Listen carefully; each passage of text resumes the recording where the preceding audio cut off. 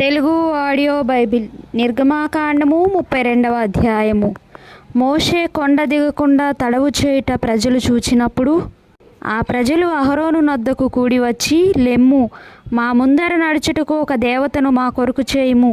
ఐగుప్తులో నుండి మమ్మను రప్పించిన ఆ మోషే అనువాడు ఏమాయనో మాకు తెలియదని అతనితో చెప్పిరి.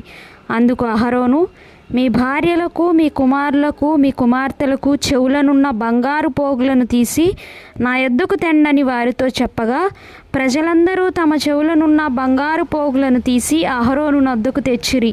అతడు వారి యొద్ద వాటిని తీసుకొని పోగరతో రూపమును ఏర్పరిచి దానిని పోత పోసిన దూడగా చేసెను.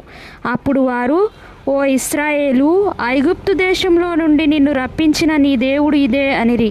అహరోను అది చూచి దాని ఎదుట ఒక బలిపీఠము కట్టించెను. మరియు అహరోను, రేపు యెహోవాకు పండుగ జరుగునని చాటింపగా, మరునాడు వారు ఉదయమున లేచి దహన బలులను, సమాధాన బలులను అర్పించిరి. అప్పుడు జనులు తినుటకును త్రాగుటకును కూర్చుండి ఆడుటకు లేచిరి. కాగా యెహోవా మోషేతో ఇట్లనెను, నీవు దిగి వెళ్ళుము. ఐగుప్తు దేశం నుండి నీవు రప్పించిన నీ ప్రజలు చెడిపోయిరి. నేను వారికి నియమించిన త్రోవ నుండి త్వరగా తొలగిపోయి తమ కొరకు పోత పోసిన దూడను చేసుకొని దానికి సాగిలపడి బలినర్పించి, ఓ ఈ ఇశ్రాయేలు, ఐగుప్తు దేశం నుండి నిన్ను రప్పించిన నీ దేవుడు ఇదే అని చెప్పుకొనిరనెను. మరియు యెహోవా ఇట్లనెను, నేను ఈ ప్రజలను చూచి ఉన్నాను. ఇదిగో, వారు లోబడనొల్లని ప్రజలు. కావున నీవు ఊరకుండుము, నా కోపము వారి మీద మండును.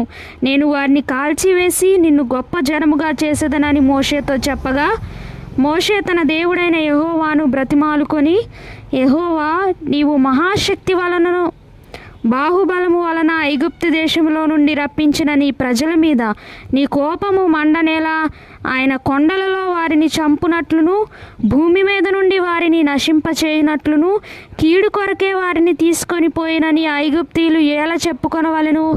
నీ కోపాగ్ని నుండి మల్లుకొని నీవు నీ ప్రజలకు ఈ కీడు చేయక దాని గూర్చి సంతాపపడుము. నీ సేవకులైన అబ్రాహామును, ఇస్సాకును, ఇశ్రాయేలును జ్ఞాపకము చేసుకొనుము. నీవు వారితో, ఆకాశ నక్షత్రముల వలె మీ సంతానము అభివృద్ధి చేసి నేను చెప్పిన ఈ సమస్త భూమిని మీ సంతానమునకు ఇచ్చేదననియు, వారు నిరంతరము దానికి హక్కుదారులగుదురనియు వారితో నీ తోడని ప్రమాణము చేసి చెప్పితివనెను. అంతటా యెహోవా తన ప్రజలకు చేసేదనని చెప్పిన కీడును గూర్చి సంతాపపడెను. మోషే శాసనములు గల 2 పలకలను చేత పట్టుకొని కొండ దిగి వచ్చెను. ఆ పలకలు ఇరు ప్రక్కలను వ్రాయబడినవి. అవి ఈ ప్రక్కను ఆ ప్రక్కను వ్రాయబడి ఉండెను. ఆ పలకలు దేవుడు చేసినవి. ఆ పలకల మీద చెక్కబడిన వ్రాత దేవునిచే వ్రాత. ఆ ప్రజలు పెద్ద కేకలు వేయుచుండగా యెహోషువ ధ్వని విని, పాలెములో యుద్ధధ్వని అని మోషేతో అనగా, అతడు, అది జయధ్వని కాదు, అపజయధ్వని కాదు, సంగీత ధ్వని నాకు వినబడుచున్నదనెను. అతడు పాలెమునకు సమీపింపగా ఆ దూడను వారు నాట్యమాడుటను చూచెను. అందుకు మోషే కోపం మండెను. అతడు కొండ దిగువన తన చేతుల్లో నుండి ఆ పలకలను పడవేసి వాటిని పగులగొట్టెను. మరియు అతడు వారు చేసిన ఆ దూడను తీసుకొని అగ్నితో కాల్చి పొడి చేసి నీళ్ల మీద చల్లి ఇశ్రాయేలీయుల చేత దాన్ని త్రాగించెను. అప్పుడు మోషే, నీవు ఈ ప్రజల మీదకి ఈ గొప్ప పాపం రప్పించినట్లు వారు నిన్ను ఏమి చేసిరని అహరోను అడుగగా, అహరోను, నా ఏలినవాడా, నీ కోపము మండనీయకము. ఈ ప్రజలు దుర్మార్గులను మాట నీ వెరుగుదువు. వారు, మాకు ముందు నడుచుటకు ఒక దేవతను చేయుము. ఐగుప్తులో నుండి మమ్మను రప్పించిన వాడగు ఈ మోషే ఏమాయనో మాకు తెలియదనిరి.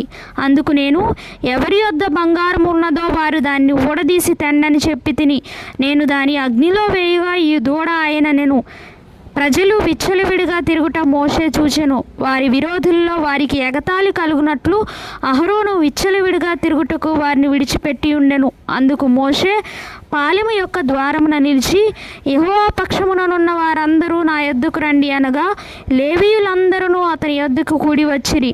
అతడు వారిని చూచి, మీలో ప్రతివాడును తన కత్తి తన నడుమున కట్టుకొని పాలెములో ద్వారము నుండి ద్వారమునకు వెళ్ళుచు, ప్రతివాడు తన సహోదరుని, ప్రతివాడు తన చెలికానిని, ప్రతివాడు తన పొరుగువాన్ని చంపాలనని ఇశ్రాయేలీల దేవుడైన యెహోవా సెలవిచ్చుచున్నాడనెను.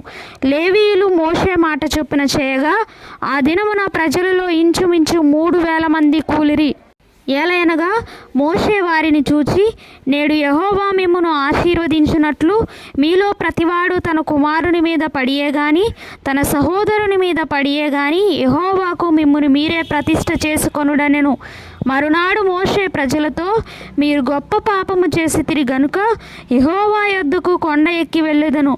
ఒకవేళ మీ పాపమునకు ప్రాయశ్చిత్తము చేయగలనేమో అనెను. అప్పుడు మోషే యెహోవా యొద్దకు తిరిగి వెళ్ళి, అయ్యో, ఈ ప్రజలు గొప్ప పాపము చేసిరి. వారు బంగారు దేవతను తమ కొరకు చేసుకొనిరి. అయ్యో, నీవు వారి పాపమును ఒకవేళ పరిహరించితివా? లేని ఎడల నీవు వ్రాసిన నీ గ్రంథములో నుండి నా పేరు తుడిచివేయమని బతిమాలుకొనుచున్నానెను. అందుకు యెహోవా, ఎవడు నా ఎదుట పాపము చేసెనో వాని నా గ్రంథములో నుండి తుడిచివేయుదును. కాబట్టి నీవు వెళ్ళి నేను నీతో చెప్పిన చోటికి ప్రజలను నడిపించుము. ఇదిగో, నా దూత నీకు ముందుగా వెళ్ళును. నేను వచ్చు దినమున వారి పాపమును వారి మీదికి రప్పించదనని మోషేతో చెప్పెను. అహరోను కల్పించిన దూడను ప్రజలు చేయించినందున యెహోవా వారిని బాధపెట్టెను.